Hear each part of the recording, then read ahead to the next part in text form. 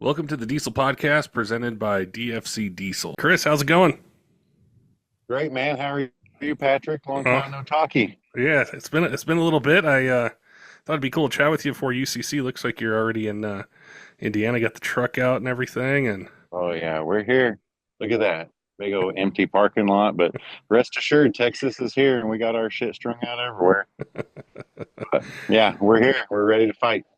we've talked before, in the past about different competitions, different diesel topics, and everything. And I know last time we talked about it, Hmm. this year you were really looking forward to competing, putting it all together, and coming away, in the number one spot. So I wanted to ask you about that. Like any changes or adjustments you've made for this year in UCC.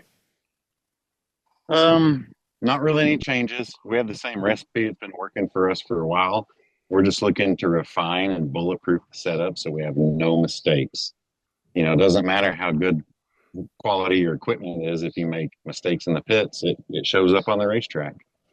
And that hurt really bad last year. So we're not doing anything like that. We're going to do the same 3,000, 3,400 stuff we've been trying, same low fives on the drag. I got some small tire slicks, so that'll be kind of interesting. Never really done that. And then just survive the sled pull. But what's even more exciting after that is we're going straight into Rocky Mountain Race Week, Mega Week, the drag and drive down in Oklahoma, Texas, Missouri, like the next day after UCC, which is where the utility trailer comes in that we tow with the green truck. It's got the little hitch on the back. So it's You're good. gonna, you're gonna be busy. Yeah, yeah. Nothing's going to go wrong. It's all going to be perfect. Nothing will bad will happen at all, right? How was the drive up there? It was good. It was nice. No problems. We spilled some diesel fuel on a crack on an auxiliary tank and had one strap come off. So we survived. And we're here like way early. So we're going to prepare. I think for So it's people good. who haven't seen your truck, well, maybe they've seen pictures of it, but they haven't heard our podcast or some other content that you've done. Tell us about how, I don't want to say utilitarian, but it kind of is. Like you do everything with that truck. It's not just something that you trailer everywhere. Like it does a lot. Yeah. I've always kind of been a fan of the one truck that does all segments, like be able to tow, be able to dyno and sled pull and drag race and still street drive and go to work. That's always really intrigued me, the versatility that the power of diesel and the technology we have these days. And so I've just really pushed, and always pursued that. It's worked out well for me. And I'm dumb enough to not know when to stop. So for whatever reason, I just keep doing it and doing it. And I got two or three of these trucks now. So here we are. And we just kind of keep going and going and going. I don't know. It hasn't blown up yet. So we might as well send it one last time. I think you mentioned that last time we chatted about you like 5.9s, 5.9 common rails, and that was a platform you're sticking with. Yeah, that's my bread and butter is the third gen stuff. That's my particular flavor that I really like. And there's a whole bunch of them out there. It's kind of like owning 50 acres of land. You just might as well clean it up and use it as compared to let it sit out there and go to waste and keep paying on it or whatever. So a lot of people fix those trucks up and spend a lot of money on them. They go new truck shopping and see $80,000. All of a sudden putting in a motor in your truck's not that bad. That's very true. Even motor transmission, some other things, it's still cheaper than. Oh yeah. Yeah. And might as well do six injectors and a turbocharger while you're there and traction bars, lift pump, all the fun stuff. It evolves so quickly. It's like, oh, here's a really nice 600 horsepower tow truck recipe. And while the cab's off, we can sound deaden the floor and paint the frame and all that fun stuff. So it evolves. And because the setup is so dialed in, and you've kept all of it the same, or nearly all of it the same, what do you think is going to be a challenge this week? Is it one of the other competitors had mentioned to me? I like this saying. It's like where preparation intersects with luck, and that's what you kind of hope That's for. right. Yep, I said that today. You have to prepare. And this is a going to war. Whenever we pulled on this property today, I told the guys, I feel like this is Gladiator where he picks up the sand and embraces the fact that he's going to die on that ground. and he's willing to do anything it takes. And it's fighting out here. So having bullets in the chamber, having motors, having trannies and turbos, and the right pair of tires and wheels, and a proven setup, and no mistakes. Because one mistake and someone will be right there to get you. They'll be right behind you. Yeah, the So it's competition's. vicious. Hey, Diesel fans, wanted to let you guys know that our friends over at Kershaw Knives have a 40% off MSRP code for you. If you go to kershaw.kaiusa.com, use code TDP2540, you get your 40% off MSRP. It's a great way to save some money, get some cool gear if you're in the market for a new EDC knife, something for hunting, fishing, around the job site, around the house. They've got you covered with a bunch of different choices for blade steel, opening mechanisms, handle designs, and their whole lineup is designed to meet any budget that you might have. So we really appreciate them offering that discount code just for Diesel Podcast listeners. So if you're in the market, head on over to kershaw.kaiusa.com, use code TDP2540, and get 40% off MSRP. The competition's so close, it's like it would just be the little things. Oh yeah, yeah. You have one program where the transmission doesn't shift just right, and it pops a rev limiter for 2 seconds during the sled pull, and then you nose over, it's done. There, you have to make changes really quick and be able to adapt, and you have to understand what you're willing to get, and if you're going to risk it to push for any more, there's an offset every time. It's like how many tally markers until it just strikes out, and when it strikes out, it's expensive. Does it make it easier to push it and risk it if you have, like, if you have a spare, like, say you got a, backup transmission, it's all dialed in, just send it? Yeah, I mean that's kind of my style, anyways. I'm just always the send it guy. I don't believe in like lifting and all that stuff. So yeah, I do that shit all the time. And it's definitely bit me plenty of times, and it's definitely worked for me a lot of times too. What's the schedule look like for you? Like before the event, I know that's very scheduled and everything, but before it starts, what do you got planned? Well, there's some drag race coming up, and I'm gonna try something a little different. I'm gonna detune the truck a little bit and take off the really big fuel system and the really big air system for dyno challenge type stuff, and put something small that I can turn up further and use more nitrous and live a conservative run time after time after time. I'm going to treat it kind of like preparation for the drag and drive event to see how many runs you can get and get aggressive and still make things live. So I got that preparation. I got a couple things. I got to put a radiator in it and whatnot. I got a busted back glass. I can show you that. Yeah. We were sled pulling after UCC last year, and I have a complete open floor. And so whenever you get all the big sled pull tires, things go everywhere, and it chunked a rock and busted her clean out. Wow. Yeah, so I got to fix all that. Just little things. There's a to-do list, but everything at the shop is great. The guys are running it. We got everything taken care of there, so we're nice and responsible, like a good business owner should be. And then we loaded up all the crap and headed up here. And so now we're here 2 days early, and we have a to-do list, and it's not that bad. Well, that's a whole element of this too that can kind of get overlooked a little bit. Is you have a shop, you have a business, you have trucks coming in and out, and then you have this competition you prepare for probably a year in advance, 6 months in advance, way ahead of time. But then timing it. Yeah, it's tough. It's tough. You have to dedicate time to prepare for these things, but I haven't done much. It was still alive. And that's one of the reasons why we're here this year is it hasn't blown up yet. It's been drag racing good and sled pulling good, so we still have the whole setup. So let's just load up and go. It hasn't went sky high yet, so let's see, like one last hoorah what it's going to do. And here we are to do that. If it makes it through the weekend, sweet, we'll go drag race, drag and drive. If it doesn't, start drinking beer and having a good time, and then load up and go back to Texas. What's it like with the fans and the spectators? Because your truck is such a unique color. There's nothing else out there that I really see. Like I would know exactly who's that like who owns that truck just by seeing part of it. What's it like when they come up to you? It's pretty cool. I mean, they approach me like I'm some sort of hero, which I'm just a dude with a truck and some tools.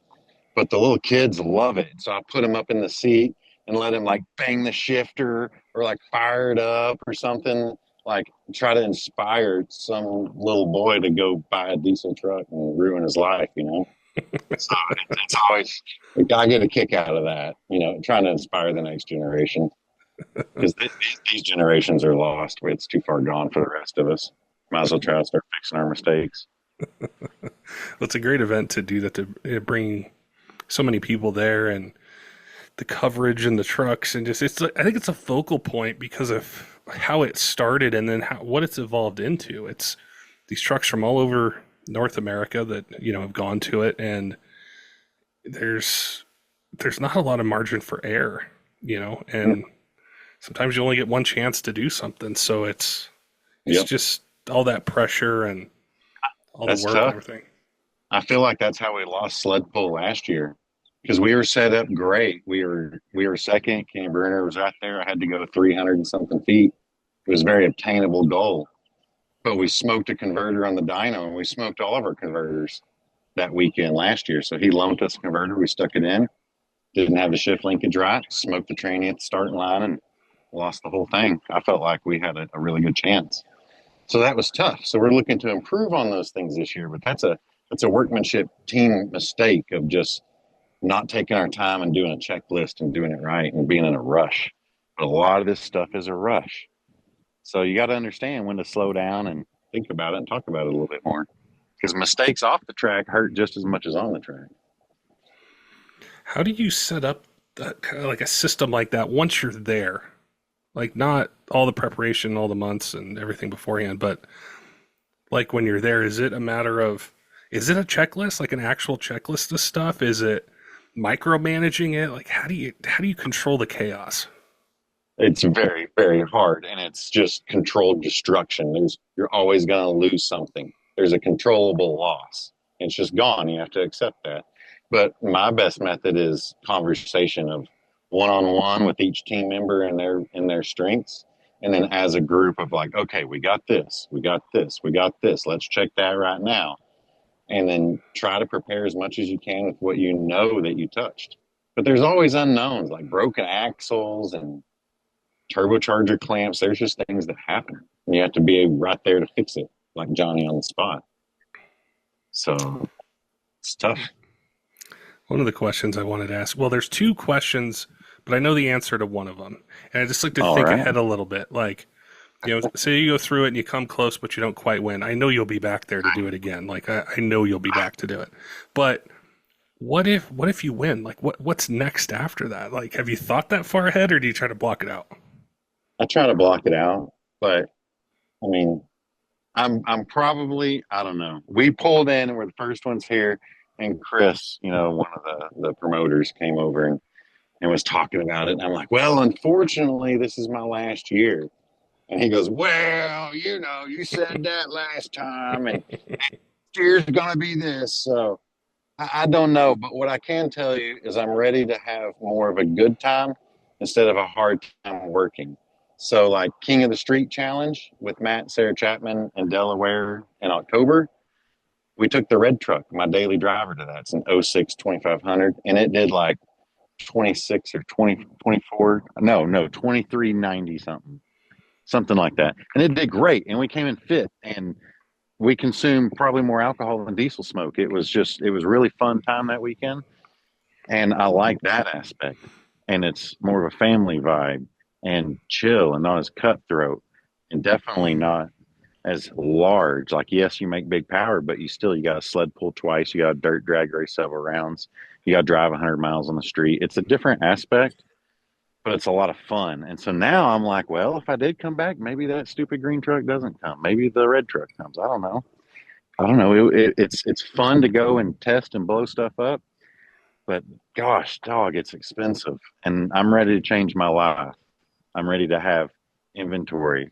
Like, I've been building a driveway with a rock road base and roads on this piece of property. And like, rock's expensive, but Yeah. man, it's nice whenever you're a professional. So, you know, racing's fun, but Hey, diesel fans, I wanted to chat with you about diesel fuel. It's something we've talked about a lot on the podcast, and specifically ways that it can lead to a lot of costly repairs. And the main reason that we have these issues is a lack of lubricity. Our friends over at Hot Shot Secrets have developed a formula that boosts performance and then addresses this issue. So whether you have an old truck, new one, something, anywhere in between, we all face this issue. Hot Shots EDT is a 6-in-1 formula. It cleans injectors, boosts cetane, and it has 4 times the lubricity as their leading competitor. So it's a great way to be able to stay ahead of the maintenance curve, avoid those costly repairs, and the best part is it does the work for you. So all you do is add it to your regular fuel up schedule, and it's doing all the heavy lifting. So you don't have to worry about some of those issues that just come with diesel fuel anytime we buy it from the pump. If you go to hotshotsecret.com, use code DieselPod20. It'll get you 20% off your order. We really appreciate the team and our friends over at Hot Shot Secret offering this discount code just for you guys. So if you're in the market, head on over to their website, use code DieselPod20, and get 20% off your order. That site's really interesting to me. I was chatting with somebody earlier, and they were talking about one year they took their truck to UCC to jump on the dyno, and they did it. And then the next year, he helped one of his friends who was competing. And then now he's competed for a couple of years. And so I followed his journey. And now yours, it's really interesting to see or hear how you compete at this extremely high level. And then you're sitting back and saying, I would kind of like to enjoy this a little bit, like enjoy the atmosphere, enjoy the networking, meeting people, still have fun, still do that, but enjoy it in a different way. Yeah, just maybe try not take it more of a competition as a good old time. Like instead of a weight box, what if you just hung 4 or 5 weights on a rack? Or what if you made it a challenge on yourself? Like I have an idea of bringing more rules into an event like this, kind of like the Diesel Power Challenge with Diesel Power Magazine and KJ Jones back in the day. What if there was a group of guys that came out here that wanted to do the same tires for the whole event? They could spectate dyno on Friday. They could drag race ODSS ET class on their BFG ATs or whatever you want to run. And then they might be able to get in some of the sled pulls out here. So it's just like, have fun. It doesn't have to be huge. It doesn't have to be 3,000 horsepower. It doesn't have to be 4 seconds. It doesn't have to be 400 feet or something ridiculous. It can still be a lot of fun and still like blow your stuff up and, have a good time and tow it all home with a winch and all that fun stuff. I remember from back in those days, one of the really cool parts of that, I don't know if it was originally in it, but they added it, was the fuel economy test. They can drive up in the mountains and stuff and see what kind of fuel economy they got. Yeah, the roller speed varied on the dyno and the load varied, and you only had like a 2-second window to hit it. Oh, yeah. Let's bring something like that back. Like this whole crap of swapping axles at tracks and a stack of tires. Like, okay, we have 56 tires and wheels here with us today. Wow. We brought our little trailer that has air conditioner, and we brought a set of radials for race week and a set of small tire slicks for UCC, and then 1 set of sled pull tires. And then the utility trailer has dual fuels on it, and then the green truck has fuels on it, then the golf cart, then the little moped, then the other trailer, then the other trailer, then the tow truck, then the other tow truck. I mean, good gosh, this is a full-fledged production. It's a lot. So just keep in mind when you look at competition is how much competition do you want and how much fun do you want? And the overhead and expense and the cost it takes you to do that. I would love to be at home with my wife this weekend. I haven't seen her. She went for a week and been gone. Like, it's tough. But then again, you'll be so sad when you pull out of here on Monday morning. You're so sad to leave because you felt like this was it. This was family. This was something big. And that's just, it's what keeps bringing it back, I think that feeling and that atmosphere in these events, they need to be more places in the country, I think, too, where you have competitions, because it can be tough to identify with it or really connect with it if you're not there. Like, it's cool to watch it on video or see replays, but when you're there, it's totally different. It's hard to be a spectator, remote, but when you smell the fuel and you can feel it in the ground and you can hear it, it's just a whole nother thing. And then there's all sorts of racing at all different levels. So we need more people out there doing it. Like, I encourage you, go blow up your truck, try it, spray a bunch of nitrous to it. Like, nitrous on diesel engines, like cocaine, dude. It's the best thing ever. It is literally more powerful than a turbocharger. Well, I know after watching 2 or 3 events, like that's ultimately what pushed me to buy one a long time ago, was just seeing these trucks. Not that I was going to have one like some of these guys, but I thought, Right. I don't want to just I just don't want to sit on the sidelines anymore. I want something. Yeah, yeah, and you can still tow your boat, and you can still go shoot your big long range pew pews. Like it's all the fun stuff. You can go hunting. You can be a contractor that hauls around a shingle trailer and then put a pair of radials on it and go run nines that weekend. Like it's pretty cool. I mean, you gotta have a good bank account. Depends on how fast you want to go, but it's pretty cool. Now, for this year, are you guys going to document or like do behind the scenes stuff? I think we talked about that on one of our podcasts about kind of showing the experience a bit more from behind the scenes. I've always really expressed my opinion on the story from this side of the fence, where fans don't really get to see putting in 3 or 4 trains a day, or somebody pushing a bunch of pistons at a racetrack, or whatever, putting a crankshaft in or welding a frame, whatever it is. There's crazy things that happen. Now I have my videographer dude coming, but depends on my level of work, depends on how often I get to go see how my friends are doing. So it's really tough, but I wish that there was some way to have people here to showcase more of the behind the scenes at UCC, other than just the hectic schedule that it keeps with all like show and shine and the expo and the ODSS plus us, plus all the sled pull stuff. So there's a whole bunch going on. This whole property is going to be 100% jam packed with trucks all daggum weekend. It's going to be a big ass traffic jam out here, but it's going to be really good. So I definitely suggest, if you haven't ever came to UCC, definitely try it. It's worth the experience at least once. And next year is the 10-year anniversary, so we got something big coming for that. Oh yeah, you might have to maybe potentially come back for another year for the 10 year. He already mentioned it, and I was like, well, maybe the red truck, like maybe both, or I don't know. It's just, yeah, you could, like, yeah, he would probably give me a good deal. Let me have the same corner. I like the corner over here. I like to be secluded, but I don't know. It would be fun if you had 1,000 horsepower truck. It would just be fun. You might not be on the podium, but it would be a heck of a good time. And I definitely suggest the heck of a good time part. It's only as hard as you want to make it. How about that? Here we go. For if your videographer's there, if it's not too crazy and you guys are getting some videos or some other stuff behind the scenes, where can people check those out? Are they going to be on YouTube or Instagram or Facebook? I'm trying to do the YouTube thing, so it's Unrivaled Diesel on YouTube, and we're pushing out a lot of content. I don't really know the direction we're going to go. We're just kind of recording the stupid stuff we do, and if we think it's going to hit, we'll put it up. So be on the lookout for all the behind the scenes stuff, and I'm sure whatever else is captured out here gets shared. It should be a pretty fun, spectacular weekend. Either big numbers or big flamey finishes. You never know. Either way, it's fun. Well, it's been really cool to chat with you. Like going back to some of our older podcasts, we've talked about a lot: competition, 5.9s. We've talked about getting people interested in it. But I know this was a huge goal of yours. It always has been, but especially talking after last year, you were really focused in on the performance in 2025. So wish you the best of luck. It's always really cool to chat with you, Chris. I know Thanks, man. You too. I know we're kind of short for time. It's, the crush before UCC, but love to chat with you again down the road and talk about some of those other things with 5.9s and modifying them and upgrading them and Absolutely. pick your brain Absolutely. on that stuff. Yeah. Well, anytime. You just let me know, man. I appreciate the opportunity. As always, it's been nice talking to you throughout the years, and I look forward to the next one. Don't forget, Diesel fans, make sure and head on over to Kershaw.kaiusa.com. Use code TDP2540.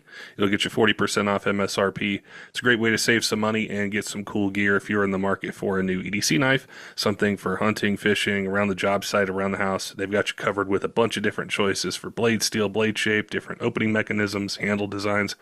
And their whole lineup's designed to meet any budget that you might have. So if you're in the market, make sure and head on over to Kershaw.kaiusa.com and use code TDP2540 for 40% off MSRP. Also want to give a shout out to some of our Patreon supporters: Tyler Lowe in the 23 Diesel, Cutter Up Rob, Robert, all of other Patreon supporters, all of you who subscribe on YouTube and podcast apps. Follow us on social media. We appreciate all your support here in year 9 of the Diesel Podcast and look forward to bringing you more of the content that you want to hear in 2025. Till next time, keep the shiny side up.